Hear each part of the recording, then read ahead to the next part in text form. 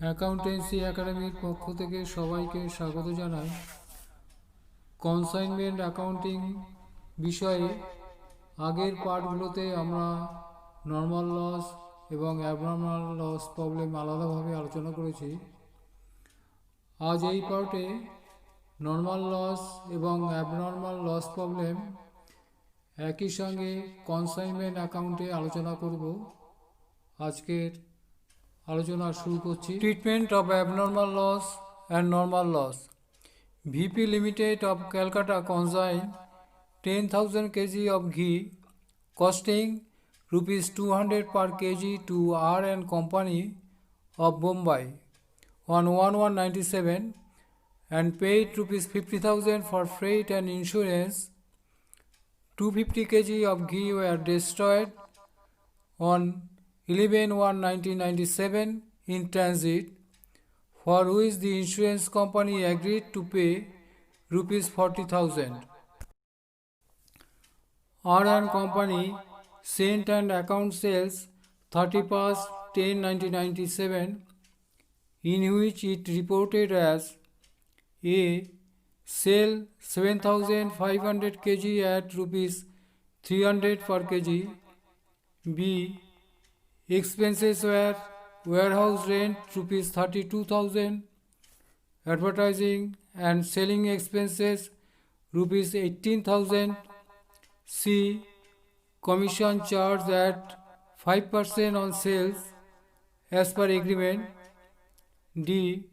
Normal loss due to leakage 250 kg. R and Company remitted the balance by a bank draft along with the account sales. Show the consignment account, the account of R and Company, and the loss in transit account in the books of VP Limited. প্রথমে আমরা books of VP limited অর্থাৎ books of কনসাইনার, সেখানে consignment to Bombay account করব। কনসাইনার লেজারে consignment to branch account করার উদ্দেশ্য সেই ব্রাঞ্চে কনসাইন করার জন্য তার কত লাভ হলো বা লস হলো সেটা নির্ধারণ করা। এই প্রফিট বা লস নির্ধারণ করার জন্য ট্রেডিং অ্যাকাউন্টে যে নিয়ম ফলো করা হয় এই ক্ষেত্রেও সেই ধরনের নিয়ম ফলো করা হয়, অর্থাৎ খরচগুলো ডেবিট দিকে এন্ট্রি করা হয় এবং আয়গুলো ক্রেডিট দিকে এন্ট্রি করা হয়। কনসাইনারে যে এক্সপেন্সটা হয়েছে প্রথমে, সেটা হচ্ছে যে গুডসটা পাঠানো হয়েছে, কনসাইন করা হয়েছে যে গুডসটা, এই গুডসটাকে তাকে কিনতে হয়েছে। হোলসেলার যদি হয়ে থাকে তবে সে এটা পারচেস করেছে, তার একটা খরচ, কিংবা সে যদি ম্যানুফ্যাকচারার হয়ে থাকে তাহলে র মেটেরিয়ালস কিনে এই খরচ করে এই গুডসটাকে তৈরি করা হয়েছে। এর জন্য এই খরচটা আমরা এই কনসাইনমেন্ট টু বোম্বে অ্যাকাউন্টে ডেবিট দিকে এন্ট্রি করব। এখানে কনসাইনার ভিপি লিমিটেড 1197-এ সে 10,000 কেজি অফ ঘি কনসাইন করেছে, যার কস্টিং হচ্ছে 200 পার কেজি, অর্থাৎ টোটাল কস্ট দাঁড়ালো 20 লাখ। আমরা এখানে ডেটে লিখব 11, উপরে 97 লিখেছি, 11 to goods sent on consignment account 20 lakh. আমরা এখানে জানি যে গুডস যখন পাঠানো হয় যে জার্নাল এন্ট্রিটা হয়, কনসাইনমেন্ট টু ব্রাঞ্চ অ্যাকাউন্টকে ডেবিট করা হয় যেহেতু সে গ্রহীতা, আর গুডসটা চলে যাচ্ছে সেই জন্য সেটা হচ্ছে ক্রেডিট করা হয়। এর জন্য আমরা ডেবিট দিকে কনসাইনমেন্ট টু বোম্বে অ্যাকাউন্টে অর্থাৎ ব্রাঞ্চ অ্যাকাউন্টে to goods sent on consignment account 20 lakh আমরা এন্ট্রি করলাম। এরপর আমরা যে এন্ট্রিটা করব, কনসাইনার যে গুডস পাঠাতে খরচ করেছে যে অ্যামাউন্টটা, সেইটা এখানে বলা আছে paid rupees 50,000 for freight and insurance. Debit দিকে 1197-এ টু ব্যাঙ্ক অ্যাকাউন্ট আমরা 50,000 এন্ট্রি করব এবং ব্যাংক অ্যাকাউন্টের বাইরে লিখব ফ্রেট অ্যান্ড ইন্স্যুরেন্স। ফ্রেট এবং ইন্স্যুরেন্স বা অন্য কোনো খরচ কনসাইনমেন্ট অ্যাকাউন্টে খোলা হয় না, কারণ কনসাইনমেন্ট অ্যাকাউন্টে লিমিটেড অ্যাকাউন্ট মেনটেন করা হয়। আমরা জানি যে যখন খরচ করা হয় সেই সময় ক্যাশ চলে যায়, এই জন্য গোয়িং ইজ ক্রেডিটর।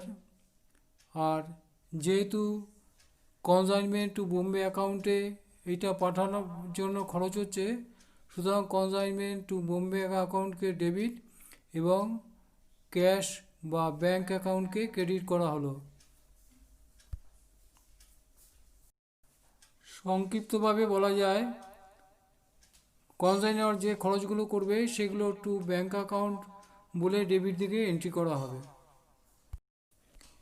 এরপরে যেটা বলা হয়েছে 250 kg of ghee were destroyed on 11/1/1997 in transit, for which the insurance company agreed to pay rupees 40,000. এরপরে আমরা ক্রেডিট দিকে 11/1/97 লিখব by loss in transit account. এখানে 51,250 হচ্ছে 250 কেজি, যেটা লস ইন ট্রানজিট, এবং এর সাথে প্রপোর্শনেট কনসাইনার যে খরচাগুলো করেছে সেগুলো ধরা হয়েছে। গুডস যখন পাঠানো হয় তখন কনসাইনমেন্ট টু ব্রাঞ্চ অ্যাকাউন্টকে ডেবিট করা হয় এবং যেই গুডসটা পায়নি সেইটা মাইনাস করার উদ্দেশ্যে এটা ক্রেডিট করা হবে, কারণ আমাদের উদ্দেশ্য হচ্ছে ওই ব্রাঞ্চ অ্যাকাউন্টে যে মালটা পাঠানো হয়েছে, যে গুডসটা পাঠানো হয়েছে সেটা বিক্রি করে কত প্রফিট কিংবা লস হলো। যেহেতু যেই গুডসটা পায়নি কনসাইনি, সুতরাং সেইটা বাদ দিতে হবে, কারণ সেটা লস ইন ট্রানজিট হয়েছে। সুতরাং সেইটা বাদ দেওয়ার জন্য যেমন পাঠানোর সময় ডেবিট দিকে এন্ট্রি করি এবং বাদ দেওয়ার ক্ষেত্রে আমরা রিভার্স এন্ট্রি করব, অর্থাৎ ক্রেডিট দিকে এন্ট্রি করব। এই ক্ষেত্রে যে জার্নাল এন্ট্রি হয়ে থাকে abnormal loss account debit to consignment to branch account, আমরা এই ক্ষেত্রে করব loss in transit account debit to consignment to Bombay branch account. Loss in ট্রানজিটের ক্যালকুলেশনটা আমরা একবার দেখে নিই। এখানে goods consign 10,000 kg, cost price 200 per kg হিসেবে টোটাল কস্ট দাঁড়ালো 20 লাখ। কনসাইনার এক্সপেন্সেস হয়েছে 50,000, টোটাল কস্ট দাঁড়ালো 20,50,000 এবং লস ইন ট্রানজিট হয়েছে 250 কেজি। তাহলে আমাদের এখানে 10,000 কেজি যদি 20,50,000 হয়, তাহলে 250 কেজির কস্ট প্রাইস হবে 20,50,000 ডিভাইডেড বাই 10,000 ইন্টু 250 কেজি, এটা দাঁড়ালো 51,250। এখানে goods receive by consignee 10,000 KG, loss in transit 250 KG minus দাঁড়ালো 9,750 কেজি এবং তার কস্ট প্রাইস দাঁড়ালো 19,98,750। 20,50,000 থেকে 51,250 মাইনাস করার পরে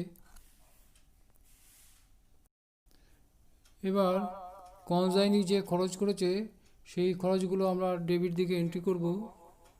এখানে কনসাইনি আর অ্যান্ড কোম্পানি যে অ্যাকাউন্ট সেল পাঠিয়েছে সেখানে উল্লেখ করেছে expenses warehouse rent rupees 32,000, advertising and selling expenses rupees 18,000। Consignee যে খরচ করে থাকে তার জন্য কনসাইনার যে জার্নাল এন্ট্রি করে থাকে তা হচ্ছে consignment to branch account debit to consignee account credit. Consignment to Bombay branch অ্যাকাউন্টে ডেবিট দিকে 31/10/97 to R and company account within ব্র্যাকেটে এক্সপেন্সেস এখানে warehouse rent 32,000, advertising and selling expenses 18,000 বলে এন্ট্রি করা হলো। আমরা আগেই বলেছি কনসাইনমেন্ট অ্যাকাউন্টে লিমিটেড অ্যাকাউন্ট মেনটেন করা হয়, এর জন্য ওয়্যার হাউস কিংবা আলাদা যে খরচাগুলো হয়ে থাকে তার জন্য আলাদা কোনো অ্যাকাউন্ট হয় না। এগুলো আর এন কোম্পানি অ্যাকাউন্ট যে লেখা হলো তার নিচে শুধু মেনশন করা হয়ে থাকে। এবার ইনকাম বা আয় যেটা আছে সেটা আমরা ক্রেডিট দিকে এন্ট্রি করব। এখানে আর এন কোম্পানি অ্যাকাউন্ট সেলে যেটা মেনশন করেছে, sale 7,500 KG at the rate of 300 per KG. এই সেল প্রসিডটা আমরা কনসাইনমেন্ট টু ব্রাঞ্চ অ্যাকাউন্টে ক্রেডিট দিকে এন্ট্রি করব, কারণ এখানে ট্রেডিং অ্যাকাউন্টের মতোই নিয়ম ফলো করা হয়। ট্রেডিং অ্যাকাউন্টে সেল প্রসিড যেমন ক্রেডিট দিকে এন্ট্রি হয়ে থাকে, এখানে সেই সেল প্রসিডটা ক্রেডিট দিকে এন্ট্রি হয়ে থাকবে। এখানে by R N company account অর্থাৎ কনসাইনি অ্যাকাউন্ট লিখে আমরা এই 7,500 কেজি পার কেজি 300 করে 22,50,000 ক্রেডিট দিকে এন্ট্রি করা হবে। সেলের ক্ষেত্রে কনসাইনার যে জার্নাল এন্ট্রিটা করে সেটা হচ্ছে আর এন কোম্পানি অ্যাকাউন্টকে ডেবিট, অর্থাৎ কনসাইনির অ্যাকাউন্টকে ডেবিট, এবং কনসাইনমেন্ট টু বোম্বে ব্রাঞ্চ অ্যাকাউন্টকে ক্রেডিট করা হয়। কারণ আর এন কোম্পানি বা কনসাইনিকে ডেবিট করার অর্থ এই টাকাটা তাকে দিতে হবে, এই জন্য তাকে ডেবিট করা হয়। আর কনসাইনমেন্ট টু বোম্বে অ্যাকাউন্টে এটা ইনকাম হিসেবে এটা আমরা ক্রেডিট দিকে by R N company account বলে অ্যামাউন্টটা 22,50,000 এন্ট্রি করা হবে, এবং নিচে লেখা হবে sale proceed of 7,500 KG at the rate of 300 per KG বলে মেনশন করা হবে। এরপরে যে এক্সপেন্সেস আছে সেটা হচ্ছে কনসাইনির কমিশন সেলসের উপরে।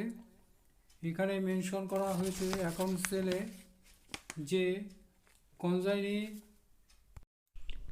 reported as commission charge at the rate of 5% on sales as per agreement। এখানে টোটাল সেলস হয়েছে 22,50,000, এর ওপর 5% হারে কমিশন করলে পরে যেই অ্যামাউন্টটা দাঁড়ায় তা হচ্ছে 1,12,500।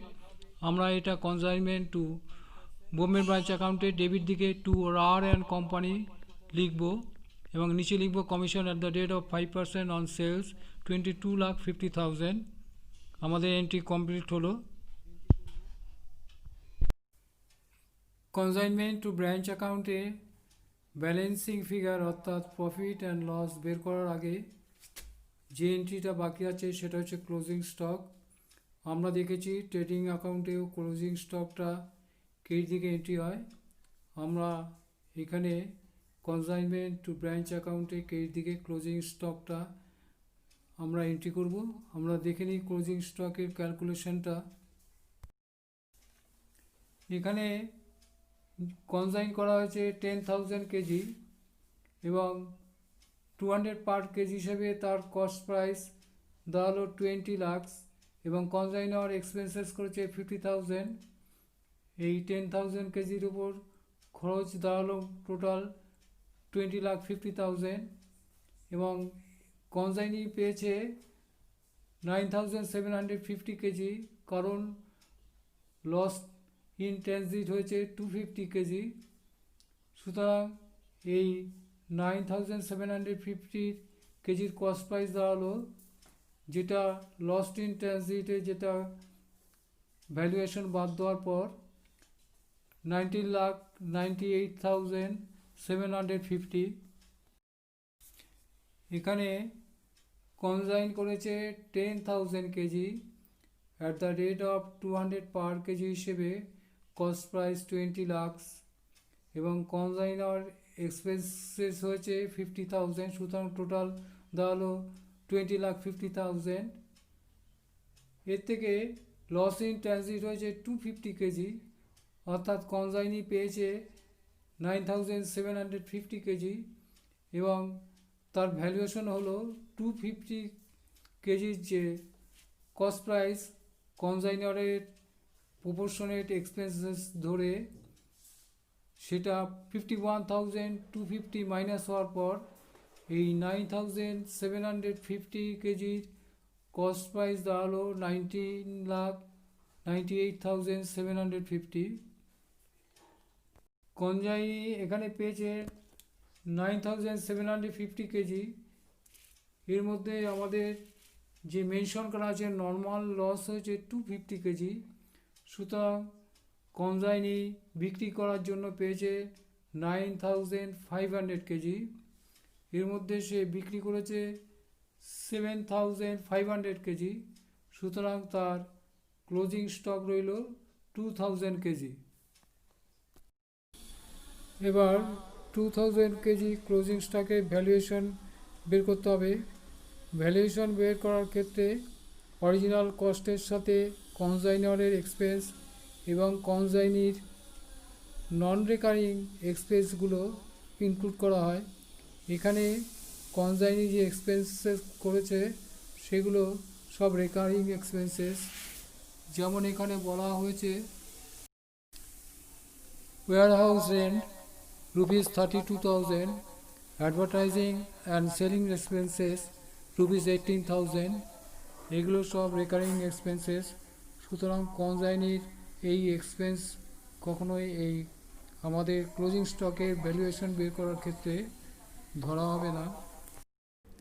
এখানে কনজাইনি পেয়েছে 9,750 কেজি, যার কস্ট প্রাইস দাঁড়ালো 19,98,750।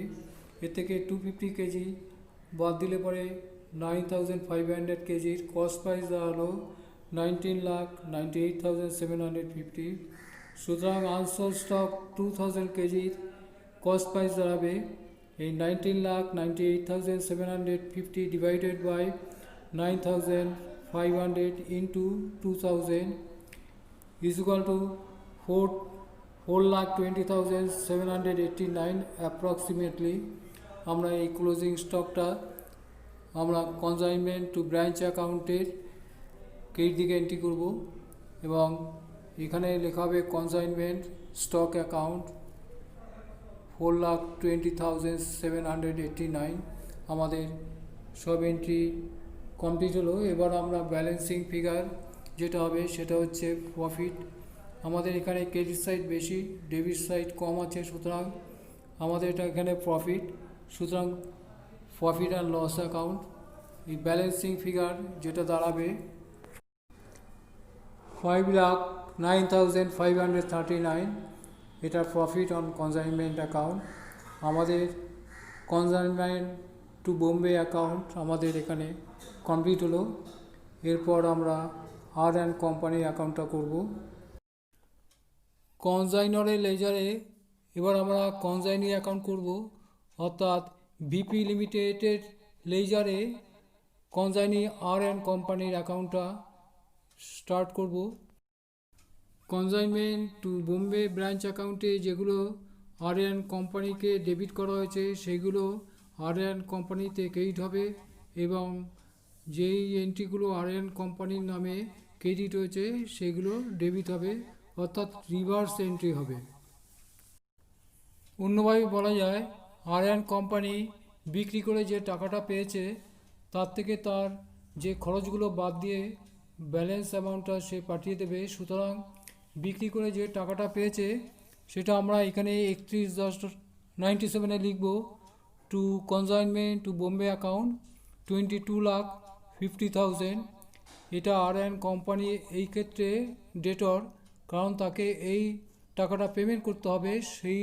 সেই জন্য বিপি লিমিটেডের লেজারে আর অ্যান্ড কোম্পানিকে আমরা এই বিক্রির জন্য to consignment to Bombay account বলে ডেবিট দিকে 22,50,000 এন্ট্রি করা হবে এবং সে যে খরচগুলো করেছে তার কমিশন সেইগুলো বাদ হবে। এর জন্য এগুলো ক্রেডিট দিকে এন্ট্রি হবে এবং এর জন্য এটা সে ক্রেডিটর। এই জন্য আমরা consignment to Bombay account expenses সে করেছে 50,000 কমিশন 1,12,500 এবং ব্যালেন্সিং ফিগার যেটা ব্যাঙ্ক অ্যাকাউন্ট ব্যালেন্স 20,87,500 সেটা সে পাঠিয়ে দিয়েছে। সুতরাং আমাদের এখানে আর.এন কোম্পানি অ্যাকাউন্টটা এখানে আমাদের শেষ করা হলো। সংক্ষিপ্তভাবে বলা যায়, আর.এন কোম্পানি বিক্রি করে যে টাকাটা পেয়েছে, সেল প্রসিড যেটা, সেটা তার দায় সে পাঠানোর জন্য, এই জন্য আমরা তাকে ডেবিট করব এবং সে যে খরচগুলো করেছে সেটা তার প্রাপ্য, সেই ক্ষেত্রে সে ক্রেডিটর এবং তার জন্য তাকে তার লেজারে ক্রেডিট দিকে এন্ট্রি করব এবং ডিফারেন্স অ্যামাউন্টটা সেল প্রসিড থেকে খরচা কম, সুতরাং ব্যালেন্সিং ফিগারটা সে পাঠিয়ে দেবে। এবার আমরা লস ইন ট্রানজিট অ্যাকাউন্ট করব। লস ইন ট্রানজিট হচ্ছে একটা লস, সুতরাং আমরা ডেবিট দিকে লিখব। এই লস ইন ট্রানজিটে কনসাইনমেন্ট টু বোম্বে ব্রাঞ্চে আমরা ক্রেডিট দিকে এন্ট্রি করেছি লস ইন ট্রানজিট বলে, এবং সেক্ষেত্রে যে জার্নাল এন্ট্রিটা করা হয়েছিল কনসাইনমেন্ট টু বোম্বে ব্রাঞ্চকে ক্রেডিট করা হয়েছিল এবং লস ইন ট্রানজিটকে ডেবিট করা হয়েছিল। যেহেতু লসটা আমাদের ক্ষতি খরচ, এর জন্য এটা ডেবিট হলো, আর কনসাইনমেন্ট টু বোম্বে ব্রাঞ্চকে ক্রেডিট করা হয়েছিল। এই ক্ষেত্রে আমরা লস ইন ট্রানজিট অ্যাকাউন্টে ডেবিট দিকে এন্ট্রি করব to consignment to Bombay account 11,197 51,250। আমরা ক্রেডিট দিকে লস ইন ট্রানজিট অ্যাকাউন্টে ক্রেডিট দিকে এন্ট্রি করব by insurance claim account admitted, যেটা অ্যাডমিট করেছে ইন্স্যুরেন্স কোম্পানি 40,000, সে 40,000 লস ইন ট্রানজিট অ্যাকাউন্টকে ক্রেডিট করব। আর ব্যালেন্সিং অ্যামাউন্টটা আমরা প্রফিট অ্যান্ড লস অ্যাকাউন্টে ট্রান্সফার করে দেবো 11,250, এটা হচ্ছে লস। এই ক্ষেত্রে যে জার্নাল এন্ট্রিটা হয় profit and loss account debit এবং লস ইন ট্রানজিট অ্যাকাউন্টকে ক্রেডিট করা হয়। ইন্স্যুরেন্স ক্লেমের ক্ষেত্রে যে এন্ট্রিটা আমাদের এখানে করা হয়েছে, সেই ক্ষেত্রে যে জার্নাল এন্ট্রিটা হয় লস ইন ট্রানজিট অ্যাকাউন্টকে আমরা ক্রেডিট করব এবং ইন্স্যুরেন্স ক্লেম অ্যাকাউন্টকে ডেবিট করব, এবং ফাইনালি যখন ক্যাশ পাওয়া যাবে বা চেক পাওয়া যাবে ক্লেমের এগেনস্টে, সেই ক্ষেত্রে ব্যাঙ্ক অ্যাকাউন্টকে আমরা ডেবিট করব এবং ইন্স্যুরেন্স ক্লেম অ্যাকাউন্ট যেটা আছে সেটাকে ক্রেডিট করব এবং ফাইনালি ইন্স্যুরেন্স ক্লেম অ্যাকাউন্টটা নিউট্রালাইজ হবে। আজকের আলোচনা এখানেই শেষ করব। পরবর্তী ভিডিওতে ইনফ্লেটেড ইনভয়েস প্রাইস প্রবলেম নিয়ে আলোচনা করব। আপনাদের যদি ভিডিও ভালো লাগে তবে লাইক করবেন, শেয়ার করবেন এবং পরবর্তী ভিডিও পাওয়ার জন্য সাবস্ক্রাইব করবেন, বেল আইকনটা প্রেস করবেন। সবাই ভালো থাকবেন।